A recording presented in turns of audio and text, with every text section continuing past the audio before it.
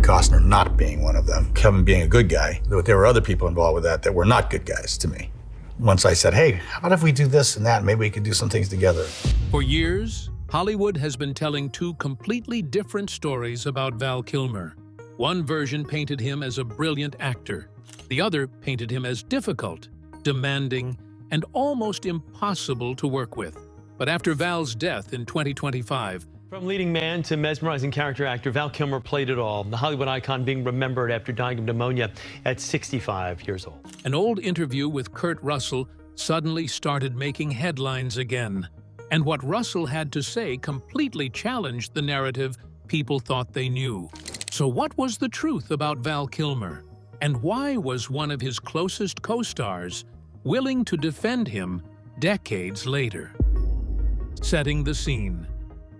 Before we get into what Kurt Russell said, we need to talk about what was happening behind the camera on Tombstone. Because the real story of that movie is almost as wild as the gunfight at the OK Corral itself. The 1993 Western started with Kevin Jarre, the same guy who wrote the screenplay, set to direct. That lasted about a month before he was fired, reportedly after falling badly behind schedule and becoming overwhelmed by the sheer scale of the production. And we're not talking about a minor hiccup here.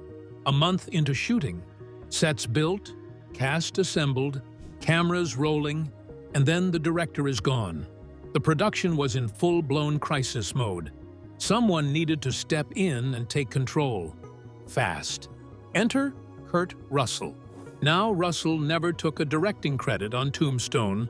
George Cosmatos, the seasoned director behind Rambo. First Blood, Part 2, was brought in as the replacement. But according to Russell himself, the arrangement was something a lot more unconventional than a standard director handover. In a 2006 interview, Russell basically admitted he was the one pulling the strings, spending his nights drawing up shot lists for each day's filming and handing them to Cosmatos to execute on set. Cosmatos, by multiple accounts, came in with barely 2 days of preparation time. The whole thing was held together by Russell's sheer force of will. The rumors flew for years. Did Russell secretly direct Tombstone? Did Cosmatos even have full creative control? It became one of Hollywood's great open secrets, a piece of behind-the-scenes lore that kept resurfacing every few years whenever someone brought up the film. And honestly, one of its most entertaining ones, because the movie that came out of all that chaos was genuinely brilliant. But here's what people don't talk about as often. While all of this was happening, while Russell was essentially holding a sinking ship together, he also had Val Kilmer on set. And Val Kilmer, at that point in his career, came with his own complicated reputation. So when the chaos was at its peak, who did Kurt Russell actually lean on? The reputation that preceded Val Kilmer. Here's where things get juicy, because Val Kilmer in the early 90s had a reputation. We're not talking about a small whisper network here. We're talking about full-blown Hollywood folklore. Kilmer was known for being intense, demanding, and, depending on who you asked, genuinely difficult to work with on set. Directors had complained, co-stars had grumbled, studios had taken note, stories circulated about clashes during productions, about Kilmer digging his heels in over creative decisions, about the sheer exhaustion of managing someone who was that deeply committed to doing things his way. By the time Tombstone came around, Val Kilmer's talent was beyond question. But his temperament? That was a whole other conversation entirely. And here's the thing, some of it was fair. Kilmer was a Juilliard-trained actor who took his craft extremely seriously. This wasn't a guy who showed up, hit his marks, and cashed a check. He was the kind of performer who didn't just learn his lines. He became the character, sometimes at the expense of everyone else's comfort on set. That level of commitment produced extraordinary results on screen. It also meant that he could be mercurial, unpredictable, and genuinely difficult to work around when the mood wasn't right. He had opinions, and he wasn't shy about sharing them, even when nobody asked.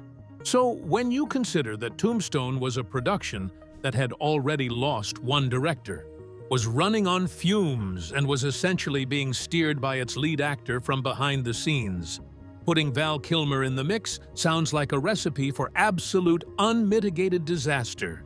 You've got a movie without a real director.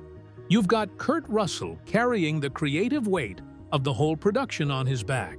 And you've got Val Kilmer, Hollywood's most famously difficult actor, showing up every day as Doc Holliday. What could possibly go wrong? Except it wasn't a disaster, not even close.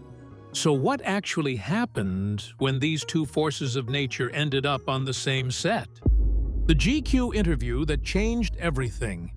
In January 2024, Kurt Russell sat down with GQ to look back at some of his most iconic roles.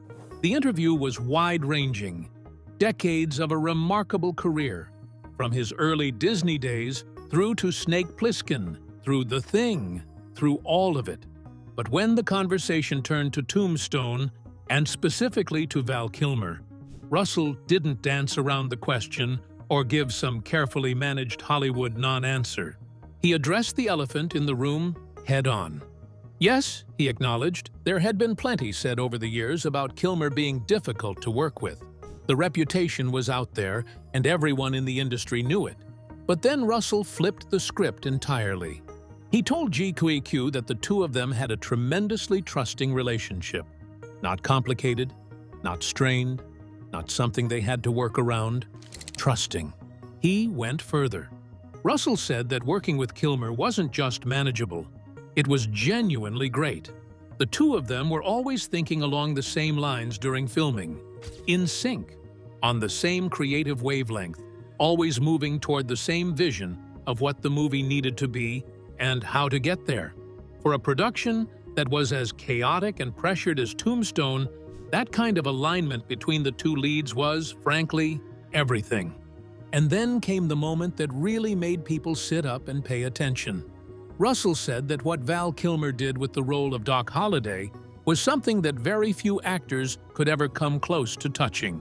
He called the performance brilliant, flat out, no qualifications, no hedging. Now, stop and think about that for a second.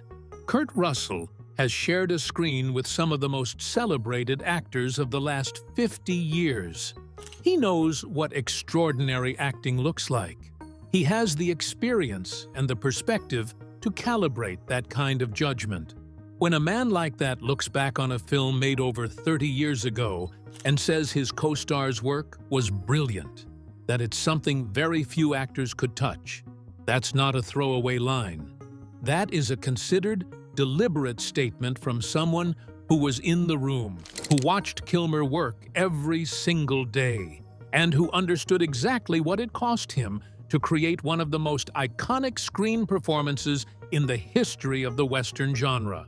And here's the detail that matters most. This wasn't Russell being diplomatic in the wake of a tragedy. This interview was recorded in January 2024, more than a year before Kilmer's death in April 2025. There was no grief tour, no eulogy to manage, no image to protect. This was just Kurt Russell talking honestly about a man he respected, with no particular agenda other than telling the truth. But words are one thing. What about the moment that really showed the world how these two felt about each other? The gifts that said everything. This is the part of the story that absolutely nobody saw coming. And honestly, it tells you more about Kurt Russell and Val Kilmer's friendship than any interview quote ever could. Because what they did when Tombstone wrapped filming was so perfectly, hilariously, beautifully on brand that it almost feels like it was scripted. Russell explained to GQ that back in the day, it wasn't unusual for actors to exchange gifts at the end of a long shoot. Not mandatory, he was quick to clarify, nobody had to do it, and there was no expectation either way. But it was something that sometimes happened organically between people who'd been through something difficult together. A way of marking the experience. A way of saying, that mattered. And after Tombstone wrapped, Russell wanted to give Kilmer something that actually meant something. Something that reflected the work they'd done and the characters they'd inhabited for months. So he arranged to get his hands on some of Kilmer's props from the film. The holster, the gun, the hat, the chair with Kilmer's name on the back. He had them photographed together into a proper keepsake.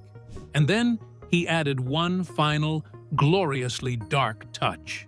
Kurt Russell bought Val Kilmer a burial plot at Boot Hill Graveyard in Tombstone, Arizona.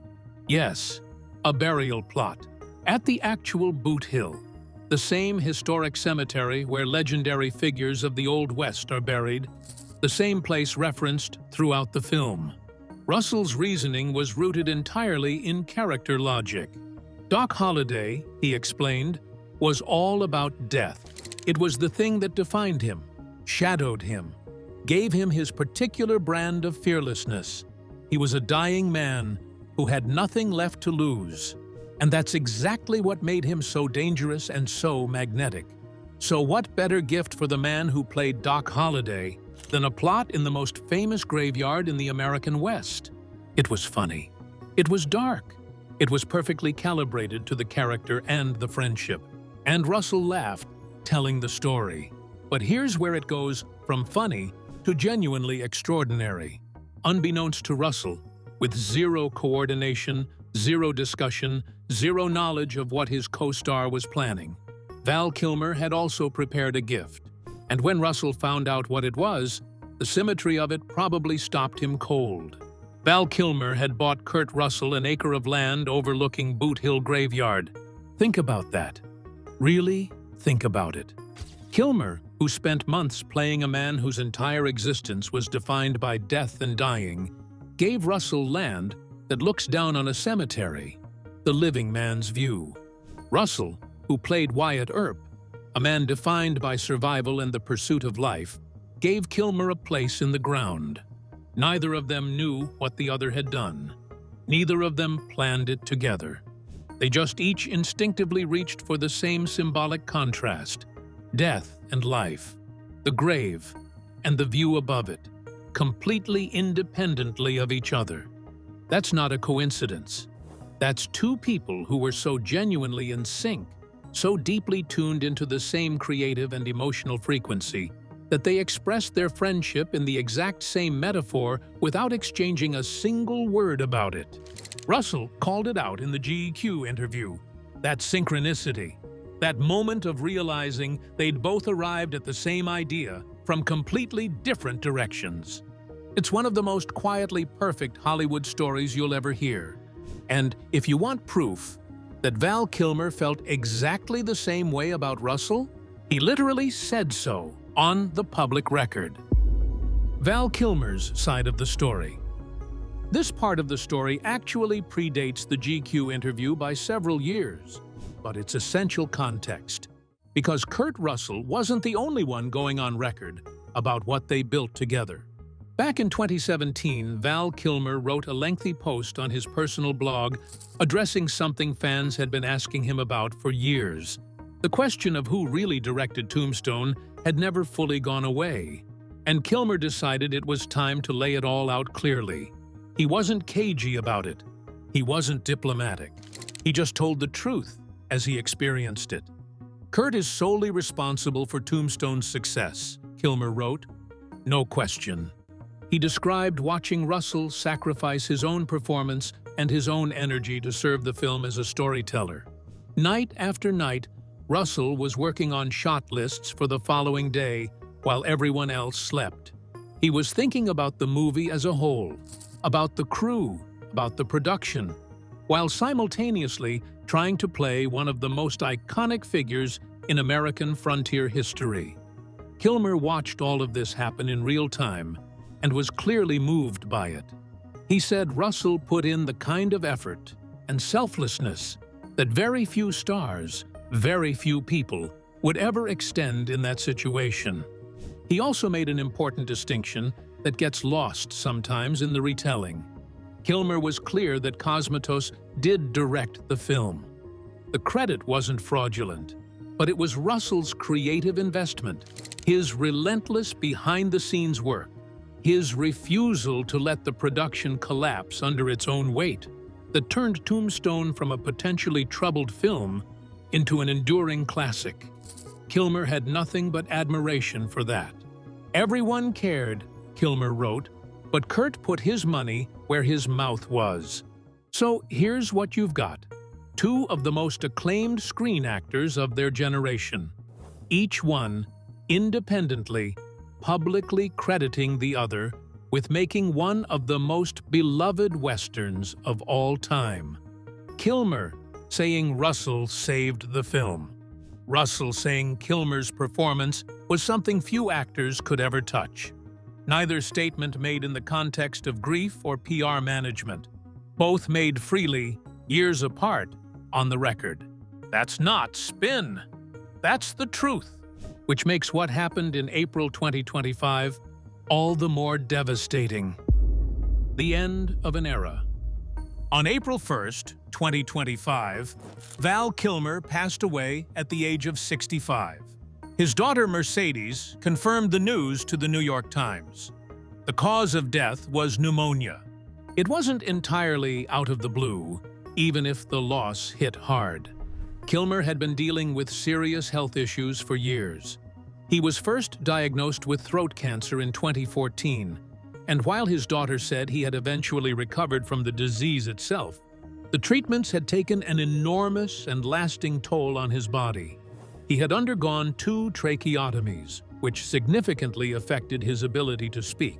By the time he returned to screens in Top Gun, Maverick in 2022, reprising the role of Iceman more than 35 years after the original, the production had used AI technology to recreate his voice for the film. It was a bittersweet kind of full circle. Kilmer back on screen, back in one of his signature roles, but unable to speak in his own voice. He still appeared. He still showed up. That says everything about the man. Reports that emerged after his death painted a picture of someone whose health had been declining significantly in his final years. He had been bedridden for months before he passed. His death certificate, released by the Los Angeles County Department of Health, listed pneumonia as the primary cause of death, with additional contributing factors including respiratory failure and the long-term effects of his cancer treatment. The tributes came flooding in. Tom Cruise held a moment of silence at CinemaCon and spoke about how much he admired Kilmer's work. Francis Ford Coppola, Cher, Jim Carrey, and countless others from across the industry paid their respects. Social media filled up with clips of his greatest performances. Doc Holliday drawing down on Johnny Ringo, Jim Morrison on stage, Batman brooding in the shadows. The world was reminded all over again just how rare a talent Val Kilmer had been. And in the days immediately following his death, that January 2024 GQ interview resurfaced. People who had never seen it started sharing it everywhere. The clip of Russell talking about their trusting relationship, about how brilliant Kilmer had been, about the Boot Hill gifts. It spread across platforms like wildfire. Because suddenly, it wasn't just a career retrospective. It was a tribute. It was Kurt Russell, already on record, already having said everything that needed to be said, before either of them knew how little time was left. So what does all of this actually tell us? What it all means. Here's what makes this story so fascinating. On paper, Kurt Russell and Val Kilmer shouldn't have worked as well together as they did. One was a major Hollywood star helping guide a troubled production behind the scenes. The other was an intensely dedicated actor whose reputation for being difficult had followed him for years. Tombstone itself was dealing with major challenges during production. Tombstone is about a family, family of people that lived during a time when organized crime was being formed in the United States. By all accounts, the situation seemed primed for conflict. Instead, it produced one of the most beloved westerns of all time and one of Hollywood's most enduring friendships. For more than 3 decades, both men spoke about each other with admiration. Their relationship wasn't built on rivalry or ego. It was built on trust. Russell described them as being completely in sync creatively, while Kilmer credited Russell with playing a crucial role in the film's success. Even their famously unusual gift exchange reflected that connection. A burial plot, an acre of land overlooking Boot Hill. Strange gifts, sure, but also deeply symbolic ones. Doc Holliday represented death. Wyatt Earp represented life. Somehow, both men understood that without needing much explanation. And that's really the point of Russell's comments. The interview wasn't a bombshell. It wasn't an exposé. It wasn't a dramatic confession about hidden feuds or behind-the-scenes chaos. If anything, Russell was correcting the record. He was reminding people that the popular image of Val Kilmer as simply a difficult actor never told the whole story. The Val Kilmer Russell knew was brilliant, trusted, and creatively fearless. That's the truth, Kurt Russell revealed. Not a scandal, not a controversy, a friendship.